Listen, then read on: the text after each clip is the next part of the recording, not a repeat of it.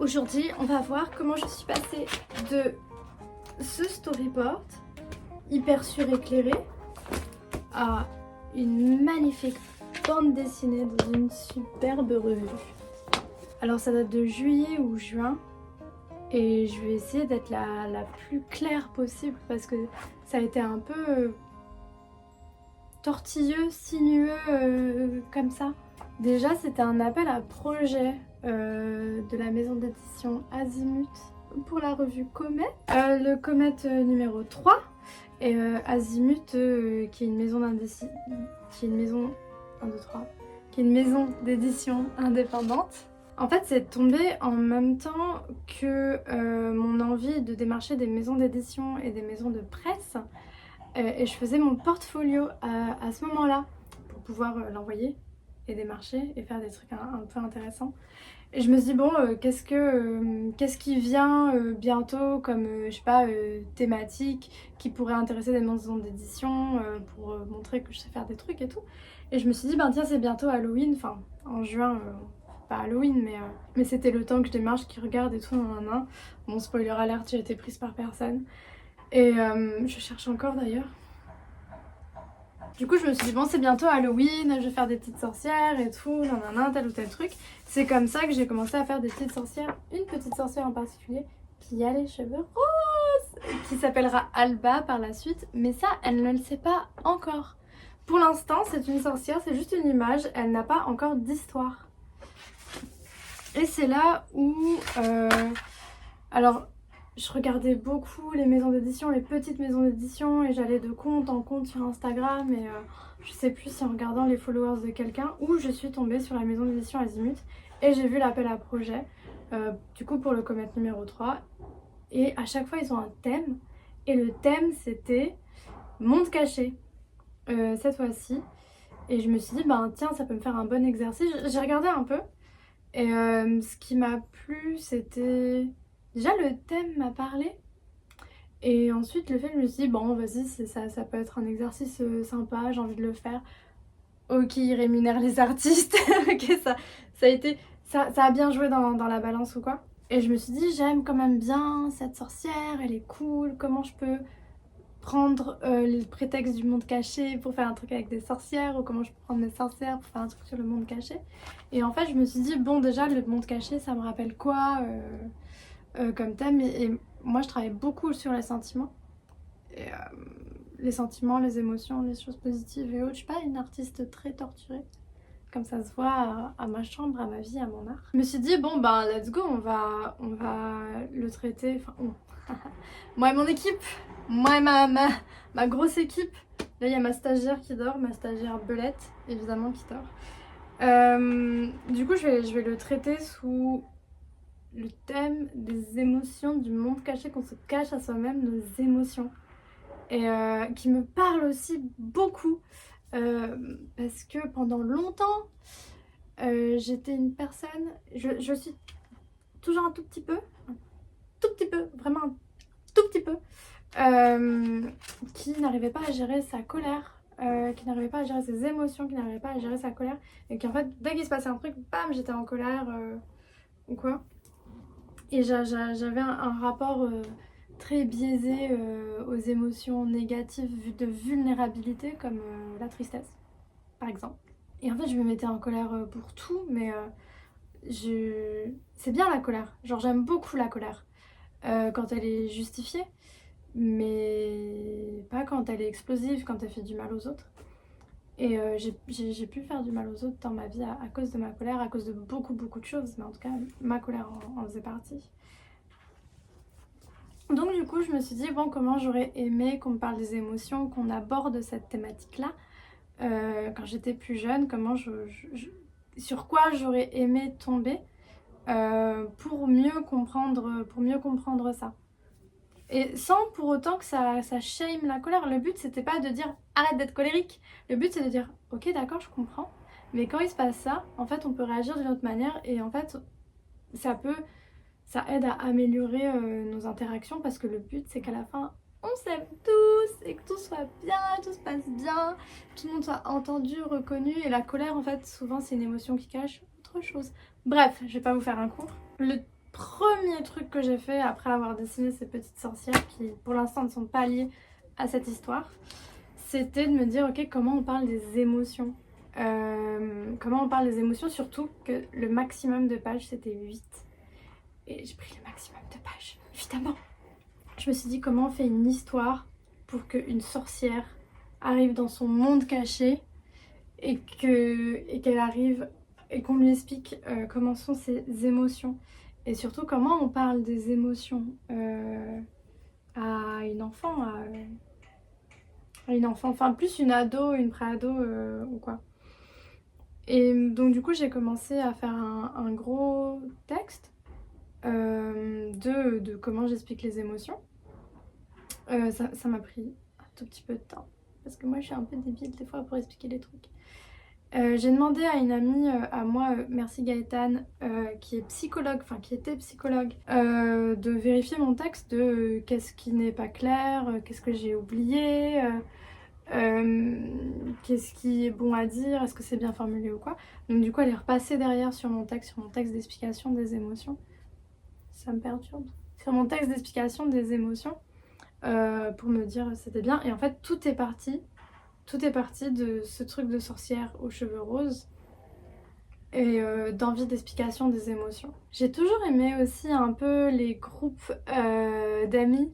Les groupes d'amis, par exemple comme dans Sailor Moon ou quoi. Je trouve qu'il y a j'avais envie d'un groupe d'amis, de potes comme moi j'ai aussi, d'amis meufs quoi, qui hyper forts, hyper soudés. Après c'est pas vraiment l'émotion qu'on a, mais quand on lit ma BD, mais dans le lore des sentiments de la sorcière, il y a en tout cas une idée d'un groupe d'amis très très soudés.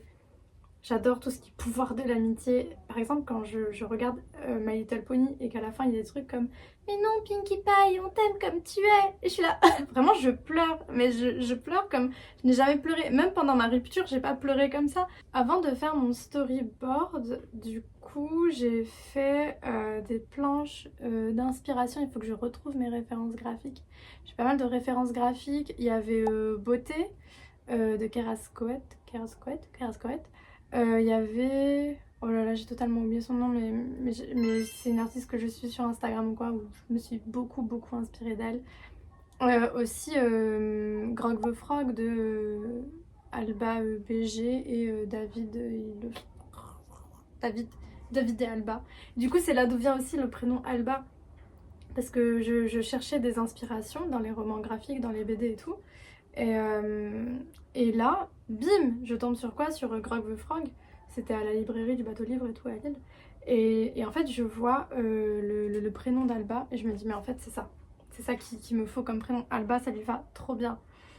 Et on notera que dans la nouvelle bande dessinée que j'ai envie de faire, la meuf s'appelle Alma. Voilà. Après, je suis sortie avec une meuf qui s'appelait Aléa. Je crois qu'il y a un pattern quelque part dans la vie là. J'ai fait mes petites planches d'inspiration graphique. J'ai commencé du coup à faire ma planche d'inspiration qui est ma grande, qui a été disponible en carte postale dans les packs envoyés par la maison d'édition. Après mes petites planches d'inspiration, je me suis dit bon, il y a qui comme personnage ou quoi. J'aime bien avoir les personnages aussi en tête. Je me suis beaucoup inspirée des gens autour de moi. C'était les petits designs de mes personnages, du coup inspirés de mes potes ou quoi. Ça c'est du coup évidemment Alba. Et j'ai beaucoup dessiné mes personnages avant de commencer l'écriture du scénario et avant le storyboard. Et une fois que j'avais visuellement les aspects de chacune et en fait les personnalités aussi, elles devaient être retransmises en très peu de bulles, en très peu de temps, en très peu de cases. Et aussi j'avais envie que Alba ait un petit crush sur une de ses potes et tout, voilà, c'est pour mon gay lore, c'est tout. J'aime bien, c'est cool. Et aussi elle en parle à un moment parce que même moi dans mes divagations un peu d'émotion ou quoi, il y avait ce truc de ah mon dieu, j'étais en colère contre mon crush ou devant cette personne ou quoi, qu'est-ce qu'elle doit penser ou quoi. Donc j'avais envie que ce soit un truc qui se ressent aussi dans la bande dessinée. J'ai enfin commencé mon scénario et ça a été très dur pour trouver la fin. la dernière planche de fin. Il y avait déjà la double page où du coup devait y avoir, ça je le savais, je l'avais déjà en tête, devait y avoir toutes les explications sur les émotions ou quoi. Il y avait aussi une page où elle arrive un peu dans son monde intérieur comme ça. C'était ça, un peu. Où elle arrive dans son monde intérieur, où elle voit toutes les couleurs en mode waouh. Parce que j'adore ce côté de comment on représente des émotions. Des fois on pense que les émotions elles ont des couleurs. Quelles couleurs ont les émotions Ce serait bien aussi quelle odeur ou quoi. La synesthésie, elle est là. Call me synesthète. Donc du coup c'était l'idée de situation initiale aussi. Je crois que c'est les 21, je crois qu'il y en a 21 règles d'écriture de scénario de Pixar, ça m'a beaucoup aidé, c'est trouvable sur internet un peu partout. J'en ai entendu parler grâce à TikTok, vive TikTok en vrai. Et du coup je suis allée voir et je m'en suis beaucoup inspirée. Pas forcément dire Alba est une petite fille tout le temps en colère et tout, non, enfin c'est pas une petite fille mais une jeune femme tout le temps en colère. Et il fallait montrer à quel point ça posait problème, il fallait montrer et tout ça en très peu de cases. 8 pages, c'est rien. Et il fallait montrer aussi comment elle arrive en fait à avoir une évolution de d'un point A à un point B. Du coup, la première page, je l'ai fait sur vraiment la situation initiale. Ça a été vraiment in medias res où elle joue, je me suis dit, elle joue aux cartes. Et en fait, Alba perd et elle se fâche et elle dit à sa pote Nyx qui est inspirée de ma pote Camille, physiquement parce que mentalement, ma pote Camille est très timide, très réservée. Et mon personnage Nyx, au contraire, est très... ça fait très strong, independent woman, mais elle est très brute de décoffrage. En fait, c'est vraiment celle qui va dire sans aucune sagesse, sans aucun tact, à Alba, là tu dépasses les bornes, tu fais chier, je me casse. Et c'est exactement ce qui se passe.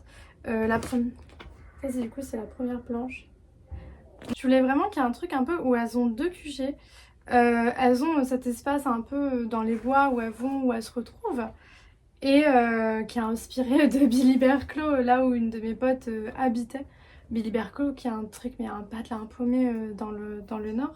Et en fait, d'un endroit où on allait aussi ensemble. Puis je suis très nulle pour les décors, donc du coup il fallait vraiment que je m'inspire de quelque chose. Et, maintenant je m'imagine un peu mieux. J'ai un peu plus travaillé sur cet aspect-là, mais c'est vrai qu'à ce moment-là, pour les décors, j'étais pas hyper bonne. Et du coup, ce que j'ai aussi du café tournesol, mais ça c'est pour un lore un peu plus grand et je sais pas encore dans quoi ça va me servir. Donc il y a cette situation un peu initiale où on sent justement que Alba, j'avais envie de donner vraiment cette impression en une page que Alba, on sait maintenant, qu'est-ce qu'on a comme information? Alba est colérique, ça énerve ses amis, ça lui pose un problème au quotidien. Et là j'étais obligée de le dire que genre oui, faire dire par un personnage que genre c'est tout le temps ce qui se passe et qu'ils s'en ont marre. Et du coup elles s'en vont quoi.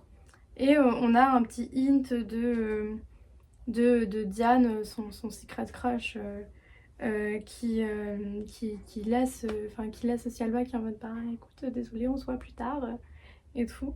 Et il y a aussi un effet de groupe où on sent, j'avais envie aussi de mettre un peu en parallèle les personnalités ou quoi de chacune où Nyx elle est vraiment aussi celle qui va un peu porter le groupe.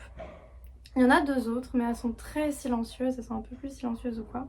Il y a Issei qui est un peu la sage du groupe, ça c'est pour le lore vraiment mais on se voit pas dedans, qui est un peu la sage du groupe. Oh coucou. Et il y a, alors je l'ai appelée Palmyre, j'hésite encore à changer de nom. Palmyre qui est inspirée d'une de mes meilleures potes, Lina. Elle est très friendly, c'est la plus friendly. C'est un peu le genre de personnalité qui un jour elle sera, je sais pas, genre à Bruxelles, puis le lendemain en fait elle est totalement ailleurs et en fait on sait pas, on n'arrive pas à la joindre, puis 5 jours plus tard c'est en mode ah désolé t'as essayé de me joindre, en fait j'étais dans tel endroit, je vivais telle aventure, je faisais ça ou j'étais en train de dormir et on sait jamais. Et c'est un peu une personnalité un peu vague comme ça, Palmyre. J'adore faire des storyboards.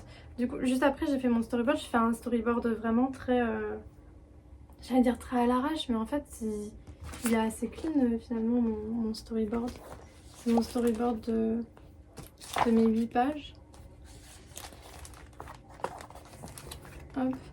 Et après on part sur un storyboard un peu plus propre.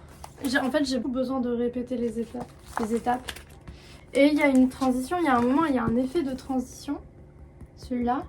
L'effet de transition entre le moment où Alba se prépare pour aller dormir et le moment où vraiment elle est dans son lit. Je me suis inspirée de Grog the Frog, justement, enfin des effets de transition dans Grog the Frog. Donc page d'après, il fallait montrer Alba qui rentre chez elle, et qui est énervée mais qui le dit pas trop. Du coup elle rentre chez elle, dans sa maison, pareil, un décor mais... Je suis vraiment nulle, je comprends pourquoi personne ne m'a recontacté, enfin je veux dire, je comprends pourquoi aucune maison d'édition ne m'a contacté, je veux dire. Donc du coup on la voit se préparer un peu, d'ailleurs c'est drôle parce que le pyjama qu'elle porte c'est un de mes pyjamas aussi. Et j'avais envie de mettre en contraste ce moment où elle rentre chez elle, elle a pas trop envie de parler, où ça se voit qu'elle est énervée. Et un moment où, en fait, je voulais mettre je voulais mettre en page justement cette dualité un peu de elle. Oh vas-y ça me saoule, et de oh mais je suis triste quand même. Ouais mais vas-y ça me saoule. Si elle est pas contente, elle a qu'à pas jouer avec moi. Et puis dont un peu aussi de culpabilisation de putain ça m'est encore arrivé ou quoi.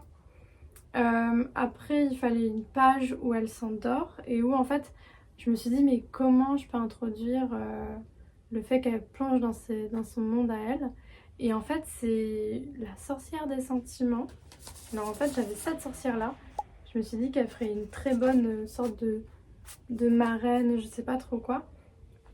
Et c'est aussi très inspiré de mon personnage de la lune, dans La Lune, le Lion et le Taureau, le conte que j'avais fait il y a très longtemps. Et du coup la sorcière des sentiments qui arrive, et en fait il fallait l'introduire aussi très rapidement, mais en fait c'était pas le but. C'était pas le but plus que ça de comprendre ce qu'elle faisait là. C'est juste elle arrive là. J'espère que les travaux ça va hein. Et il fallait juste comprendre qu'elle arrive là au début alors je voulais qu'elle soit accompagnée d'un petit lion. Pour continuer dans la ref, je me suis dit ça va perdre tout. Ça va perdre tout le monde. À quoi bon avoir une mascotte comme ça. Et j'avais décidé d'avoir des planches purement au service esthétique et des planches purement à des services toujours esthétiques mais dans des trucs un peu plus banals de scénario ou quoi. Ça faisait partie des planches. Du coup là le storyboard d'après, enfin la planche de storyboard d'après, elle se réveille, elle découvre le monde. Après il y a vraiment des pages d'émerveillement, la fameuse double page où elle explique les sentiments. Et il fallait que ça se termine très vite. Là il reste une page. Une page, du coup ça a été vraiment le plus dur. Une page pour dire ok, elle est encore endormie. Du coup ellipse, c'est ça qu'on appelle une ellipse, transition ou qu'importe. Et du coup il faut la replonger dans une situation avec ses amis où de nouveau elle doit être confrontée elle perd au jeu de cartes. Et il faut que son attitude ait changé, mais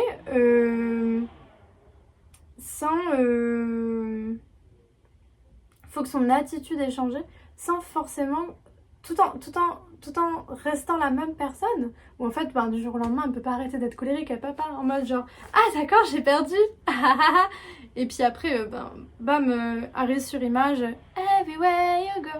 Non c'était pas possible, c'est pas réaliste. Et je voulais un truc réaliste où on montre qu'elle a fait un effort, qu'elle est toujours chiée, mais que ok d'accord on est là quoi. Donc ça a été ça un peu vraiment le challenge du scénario.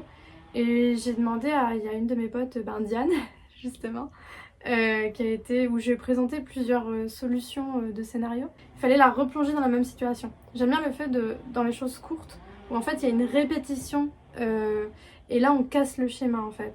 Il fallait montrer l'évolution du personnage d'Alba. Mais une évolution réaliste parce que là c'est du jour au lendemain un peu ou même quelques jours après ou quoi. Et Alba va pas changer du jour au lendemain, personne ne fait ça. Et puis aussi il fallait faire un découpage très rapide en une page pour montrer tout ça. Ah mon dieu. Et là du coup j'ai dû faire un truc que j'aime pas trop, faire plein de cases. Mais finalement ça s'est bien découpé et puis à la fin j'ai réussi à faire un petit truc en mode genre c'est une blague parce que là on est encore au scénario. Là du coup c'était le scénario, enfin le storyboard en brouillon. Puis j'ai fait un storyboard propre avec aussi des tests couleurs un peu.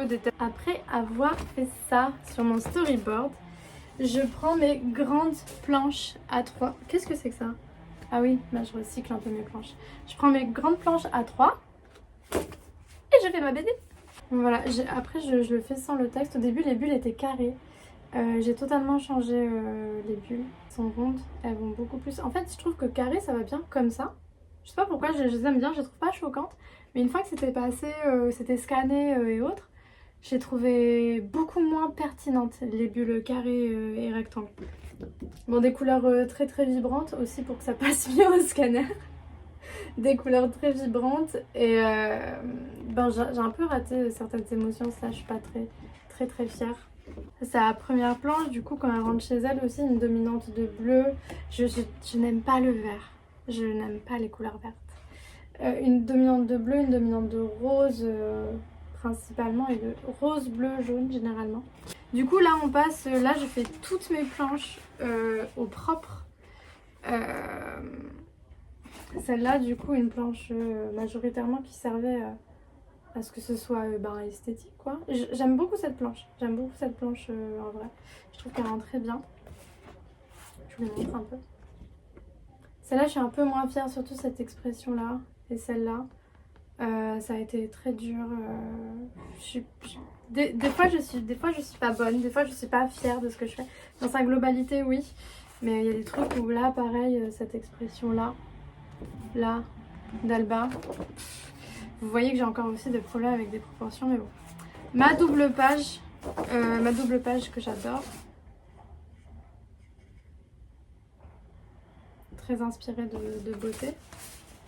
Ça c'est du propre. Et la dernière page, du coup, avec toutes mes petites cases. Et le problème c'est que si je ratais un truc, je devais recommencer. Après ça aurait été cachable, faisable avec des trucs, mais qu'importe. J'aime bien le fait de bien faire, d'avoir un bel objet dont je suis très fière. Du coup à la fin, comment je l'ai fait, ça a été de... du coup là on la voit redormir. Là on voit il y a l'ellipse du coup. Merci Grog the Frog. Et là on la voit, hop, là il y a IC, du coup le personnage d'IC qui parle pour la première fois. Et la dernière. Et du coup une bulle où oui Alba perd de nouveau. On voit qu'elle est toujours un peu deg. Qu'il y a ce truc de bon bah voilà gagné. Et du coup IC qui dit oh là là impressionnant. Toujours très calme, très calme IC. Et Diane toujours très timide ou quoi. Et Alba qui a ce truc de ok je suis... Bah belette. Bah alors mon bébé. Du coup Alba qui a un petit côté de bon ok ça me saoule, je m'en fous. Où elle est dans cette étape de elle ne dit plus qu'elle est en méga colère, elle ne le montre plus, mais tout va montrer, mais en même temps elle est en mode ok tu sais quoi je m'en fous. Ok t'as gagné, bah ok tant mieux, vas-y ok. Toujours mieux que rien. Et Nyx du coup évidemment qui lui dit bah alors je sais plus ce qu'elle lui dit exactement. Mais en mode bah alors tu te fâches pas, t'as pris des bonnes résolutions ou quoi. Et toujours très cash Nyx. Je dis ça comme si c'était un truc de ouf mais... Et en fait Alba qui parle hyper sérieusement en mode oui il faut que je vous raconte, il se passait tel ou tel truc. Et Nyx en mode oh là là t'as vu un fantôme ou quoi, genre c'est bon ça va, pas la peine d'être aussi dramatique en fait. Juste Nyx c'est vrai que c'est un personnage qui est pas hyper à l'écoute non plus des autres ou quoi. C'est un peu un personnage qui si t'es mal va t'engueuler, enfin t'engueuler mais dans le sens motivational engueulade ou quoi. Et ça, il y a beaucoup de gens qui font ça, je dis pas que c'est forcément bien. Et en fait c'est un personnage qui par exemple s'il y avait un lore plus gros devrait travailler sur ça par exemple. Première fois aussi que Palmyre parle, Palmyre et Issei qu'il y a toujours un regard très bienveillant, très sage. Et Palmyre qui dit bon bah si tu veux on va au café Tournesol, comme ça tu pourras nous en parler, qui est un peu ce côté de je vais toujours écouter les autres aussi. Nyx et Palmyre c'est des personnages que j'apprécie beaucoup. Mon personnage pardon, Issei. Issei et Palmyre sont des personnages que j'apprécie beaucoup. Issei c'est un personnage que j'aimerais être. En fait, il n'existe pas dans ma vie, dans mon quotidien. Tous mes autres personnages sont inspirés de quelqu'un. Et Issei, en fait, est inspiré d'un personnage que moi, j'aimerais être. Et qui est le personnage très sage, très diplomatique, qui va toujours essayer de comprendre les autres. Et en même temps, il y a un truc où... Bah, comment je l'ai bâti, moi, ce personnage dans un plus gros lore, c'est qu'elle a tendance à toujours vouloir le bien des autres, mais au point de s'oublier elle-même, mais pas dans un truc de people pleaser, mais dans un truc de... par exemple, en fait, c'est sa mère qui tient je sais pas, la ville des sorcières ou qu'importe le truc ou quoi. Elle place des valeurs dans la succession, dans l'héritage, dans le patrimoine, ce genre de choses. Elle fait très de droite, mais Issei n'est pas plus de droite que ça. Alors que elle, vraiment, Issei, ce qu'elle veut, c'est, je sais pas, travailler dans la mode ou quoi. Et du coup, je veux qu'elle soit toujours habillée un peu en mode fashion ou quoi. C'est vrai qu'elle a souvent des... Genre là, elle a des Santiago. Alors, je suis pas très fan des Santiago, mais je trouve que les Santiago lui vont extrêmement bien. Et c'est le personnage un peu fashion, mais du coup qui abandonne un peu ses inspirations, ses aspirations pour aider la collectivité. Et en fait, c'est dans un plus gros lore, c'est un truc sur lequel le personnage travaille. Et il y a Diane. Diane, du coup, qui juste après, du coup, que Palmyre ait proposé d'aller au café. Oui, mais c'est vrai, comme ça, tu pourras nous parler de ce que tu veux et tout, nan. Puis, petit regard complice entre les deux, parce que ça fait toujours de la zoulette ici, ça zouze, ça zouze. Et la dernière case, qui est la plus importante, évidemment pour pas que l'histoire tombe à l'eau, où en fait Nyx arrive par derrière, et en fait la case c'est... Ah d'ailleurs, en fait t'avais raison, j'ai triché. Et il y a ce truc où Diane... où Nyx elle est toujours un peu taquine, coquine et tout, nanana, tout en mode quoi, n'importe quoi, j'ai pas fait ça. Puis en fait t'apprends que si, totalement, elle est en mode bah ouais alors. Et en fait Alba du coup qui voit rouge, qui se refâche et on sent qu'il va de nouveau exploser ou quoi. Donc pour moi c'était vraiment cette dernière planche, elle montre une évolution d'Alba. Aussi la manière dont elle est dans le groupe, où en fait d'un coup on voit une évolution et ils sont et les gens et ses amis sont en mode bon allez vas-y si tu veux tu peux vas-y on va boire un café, il n'y a pas de souci, raconte ton truc. Et que chacune ait sa personnalité mais qu'il y ait une dynamique de groupe aussi qui fait que... Et du coup on voit qu'elle elle se fâche toujours aussi rapidement ou quoi. Witch, donc quoi j'ai jamais fini. Mais du coup avec Alba, Diane, Issei, Nyx et Palmyre. Donc quoi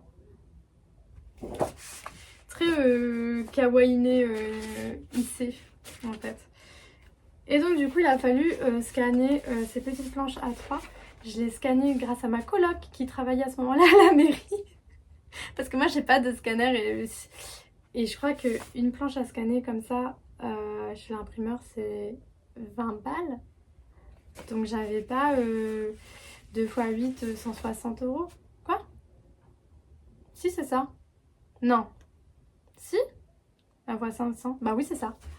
Une fois que ça a été fait, j'ouvre mon petit logiciel de Clip Studio et je commence à nettoyer les planches. Même pas, je sais plus si je l'ai fait sur Photoshop ou Clip Studio. Alors je nettoie les planches. Je repasse un peu en digital là où je trouve où il faut repasser. Je fais mes bulles aussi. Je place mon texte. D'abord je place mon texte et après je fais les bulles. Et général, c'est allé assez vite. Et après ça c'est parti en correction. Et après être partie en correction, après j'ai fait quelques ajustements. Et après avoir fait ces quelques ajustements, j'ai envoyé la maquette pour que ce soit imprimé. Ça a été peut-être ça a été assez long aussi quand même de faire la partie digitale, de retravailler 8 pages comme ça, de regarder si les couleurs étaient bien faites ou quoi. Donc c'est une partie non négligeable. Et oui, du coup, l'impression sur ça, dont je suis très fière. Et il y a des choses dont je suis moins fière par rapport à l'impression, et ça c'est ma faute, parce que je l'ai mal... Il y a des choses que j'ai mal gérées en termes d'impression, en termes de comment ça allait être imprimé. Il y a un côté, je trouve, très flou. Alors déjà c'est très beau. Évidemment, merci 3 milliards de fois aux éditions Azimut. Il y a des trucs où je suis un peu moins fière, ou des trucs où en fait j'ai l'impression qu'il y a beaucoup de couleurs qui se sont perdues en chemin. Et ça c'est ma faute, je crois que j'ai dû appliquer un truc où en fait où j'ai dû enlever de la netteté. Sinon on avait l'impression qu'il y avait un peu trop de fioritures de pète ou quoi. Par contre, extrêmement fière de cette double page. Elle rend vraiment très bien. Les couleurs rendent vraiment très bien. Il y a des trucs que là je vois, évidemment je vois absolument tous les défauts en plus. Ça fait presque 1 an ou quoi. Mais très fière de manière générale. En fait aussi très drôle de le voir genre de A4 en storyboard à A3 en planche à A5 en impression, où c'est passé par plein de formats différents. Je suis très contente et j'aimerais bien faire plus de projets comme ça. Et du coup je vois un peu les défauts, je vois comment je pourrais m'améliorer et comment je pourrais faire en sorte que ça soit plus rapide, plus simple pour moi la prochaine fois. Mais en tout cas c'est un truc où je suis très contente. Les sentiments de la sorcière. Merci à mes amis aussi qui ont acheté ça. Est-ce qu'il y aura une BD de suite? Pour les sentiments de la sorcière, c'est une envie, mais c'est pas encore prévu. En ce moment, je travaille aussi sur un projet bande dessinée. Il n'a pas encore de nom, mais j'ai fait beaucoup de planches d'inspiration, de storyboard, toujours sur des amitiés entre filles. C'est vide. Des amitiés entre filles, des secret crush et tout, très gai. Là, c'est beaucoup plus long. Un lore beaucoup plus conséquent aussi. J'avais envie de travailler. Il y a toujours des histoires de sorcières, j'aime bien. Des histoires aussi de chevalières. J'aime bien tout ce qui est chevalerie ou quoi. Et ma copine, j'allais dire de l'époque, mais il y a quelques mois quoi, m'avait inspirée aussi parce que elle est grande, elle porte trop bien tout ce qui est pièces d'armure et autres. Et je me suis dit waouh, en vrai ça pourrait faire un lore de ouf. Et donc j'étais partie un peu de ça. C'est clairement elle qui m'a inspirée. Hein.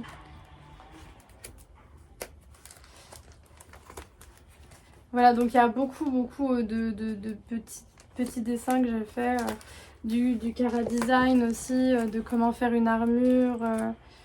Enfin, de comment faire une armure. C'est une des rares fois où je faisais vraiment des armures. Je me suis jamais trop intéressée à ça. Donc juste le fait d'en faire, j'ai bien aimé.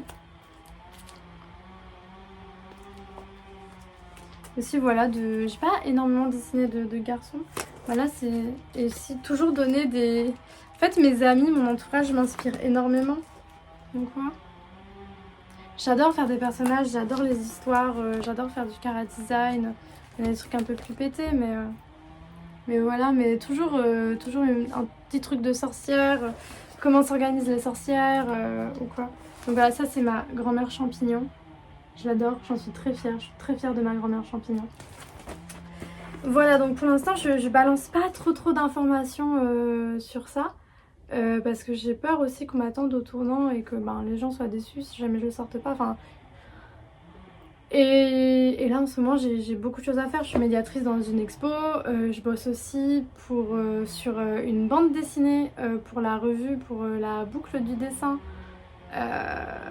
Et on est encore à la phase de recherche, donc du coup là je suis encore à ma phase de storyboard du coup. Donc du coup il y a ça et puis il y a d'autres choses. Et j'aime bien avoir une vie aussi. Et il y a YouTube, et il y a TikTok, et là je fais des réels, et je fais des... Donc voilà. Écoutez, en vrai c'était un plaisir. Ça fait longtemps que j'avais envie de faire cette vidéo. Enfin longtemps. 2 semaines, 3 semaines. N'hésitez pas à me dire si vous avez envie de lire la BD, si vous avez envie d'avoir une bande dessinée de moi, si vous... N'hésitez pas à m'encourager parce que moi ça m'aide à continuer, à me dire que ce que je fais ça a un but, ça a un sens. Et voilà. Et en tout cas, merci. Et n'hésitez pas à aller checker les éditions Azimut. Merci encore.